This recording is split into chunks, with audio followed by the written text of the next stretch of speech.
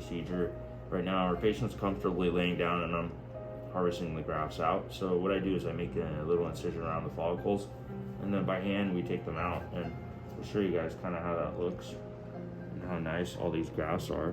One of the things we have is my accuracy is almost like 100%. You can see like every graft that I grab ends up being a really good viable graft. They're not transected, nothing's damaged with them, they're healthy, they got a lot of good tissue on them, and I just do this all day long.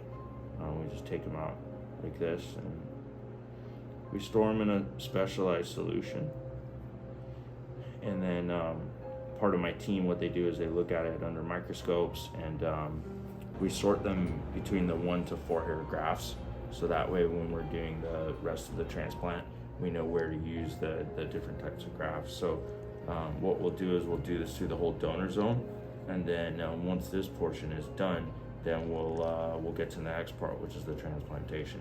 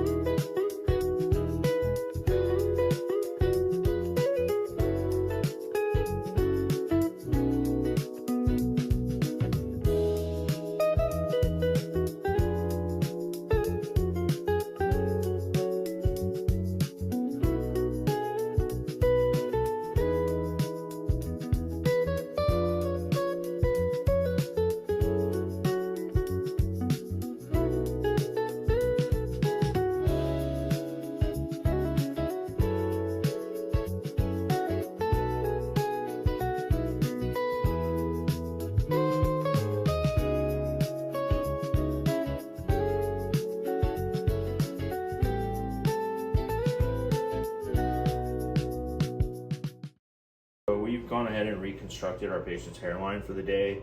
I've created all the recipient site incisions, starting with hairline, going back out into the mid scalp, almost into the crown.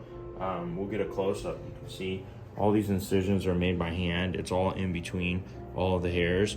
And then what we're gonna do, the next step is going to be to take all the grafts and basically place them into these incisions. So that's the next step of the process. We'll show you guys how that goes.